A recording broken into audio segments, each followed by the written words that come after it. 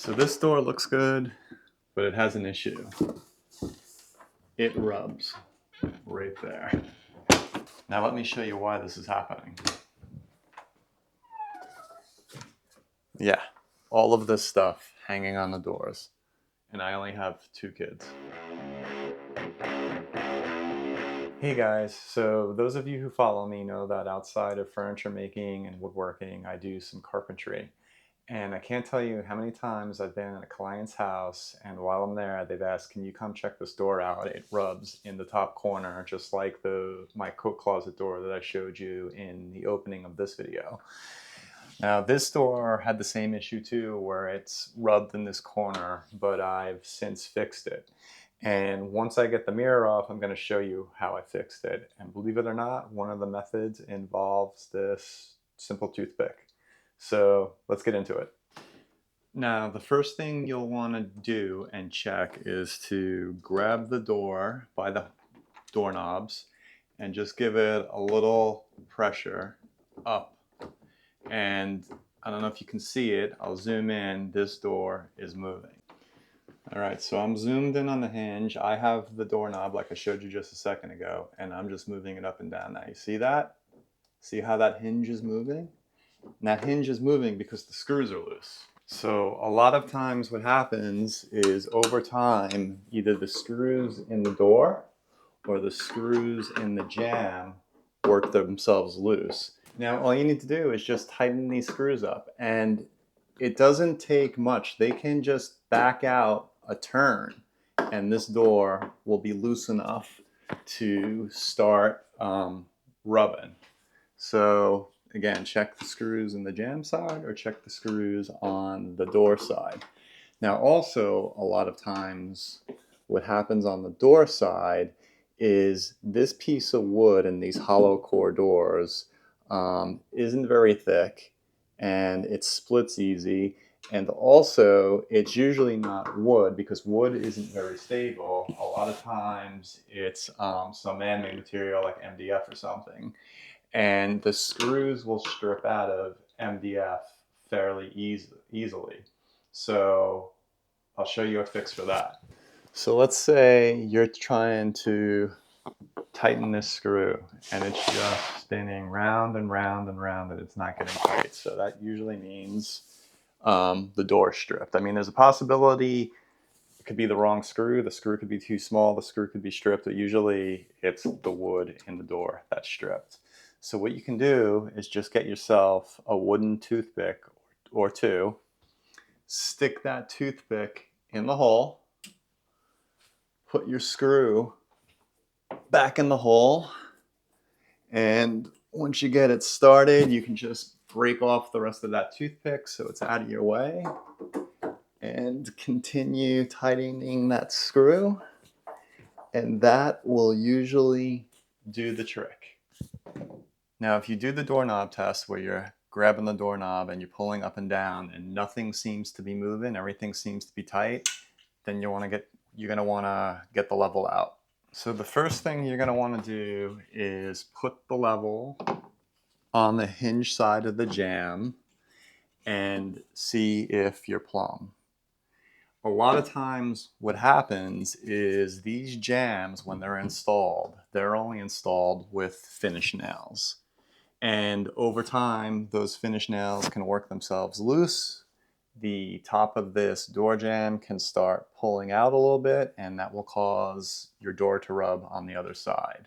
So if you do find that this is pushed out this way, the easiest fix is to put a screw in this jamb. Now you can hit the nails back, but it's probably just going to work itself loose again. You can put another nail in, but again, over time, it's probably going to work itself loose.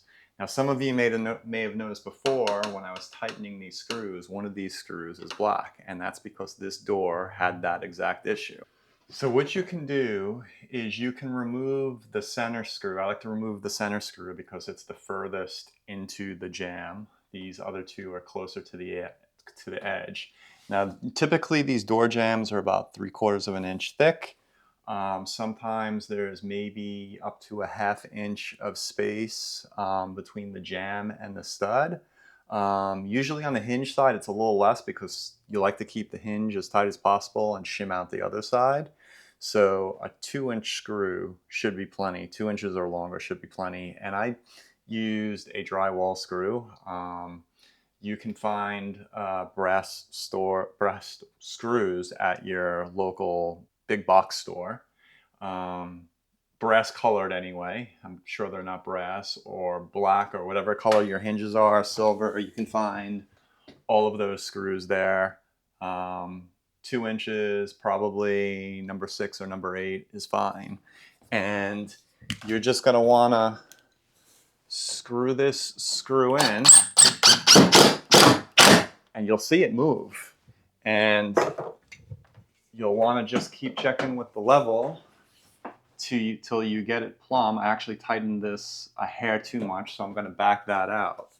But that should fix your issue, and because it's a screw, it shouldn't work itself loose. Now, if you put your level on your jamb, and your jamb looks perfectly plumb, then what you're going to want to do is close your door. All right, so you're going to get your door so it's nearly closed. And then you're going to put your level. So once you get your level on the edge of your door, if you find that the door is leaning, that way, and everything's tight, what's the issue?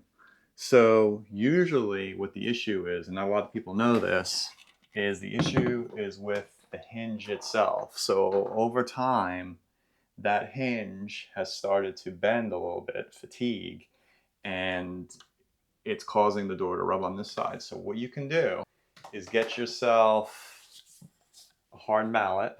You can use a hammer if you want. It might mar up your hinges. I like to use a hard plastic mallet. And you're just gonna wanna, with the door closed, you're just gonna wanna whack your hinge. Just whack it. Don't whack it. Give it some force. You don't have to kill it. You can give it multiple blows, and just keep checking your door to see if the rub goes away. Now on this door, I don't have room because the wall is here, but you can also hit the bottom hinge the opposite direction. So if the top of the door is rubbing, it's leaning that way. You're going to want to hit the top hinge that way, but you would want to hit the bottom hinge the same way that the door is rubbing so that it pushes it up and back.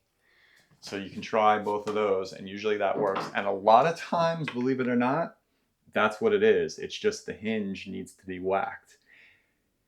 Now there's one other issue that you really can't fix the root cause of it, and that's if you check your jamb and it's not level and you put the top screw in and it's not going in. So what happened is maybe the store was never installed correctly.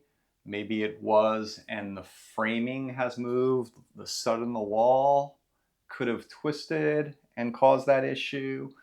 Floors can sag the wall, which would cause the wall to sag with it. There's all sorts of framing issues that could cause that issue as well.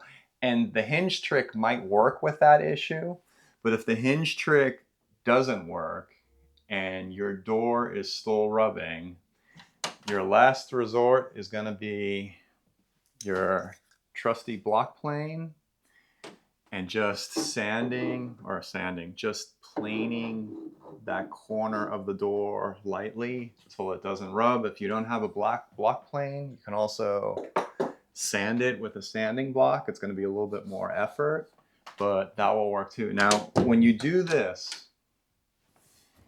you need to repaint this edge of the door. Otherwise, what's going to happen is that edge in a humid climate is going to absorb moisture out of the air and swell, and you might even have worse of a problem. So you're going to want to get paint on that like right away. And when you get the paint on there, You know, most paints are water-based, so the first coat you put on there, it's probably gonna swell a little bit and it's gonna raise the grain and feel rough. So after you put your first coat on, you're gonna wanna give it a light sand and then put a second coat of paint on.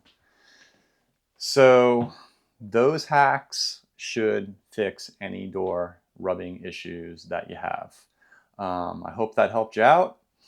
If you like what you saw, give this video a like to help it spread. And if you're not subscribed, consider subscribing. Thanks.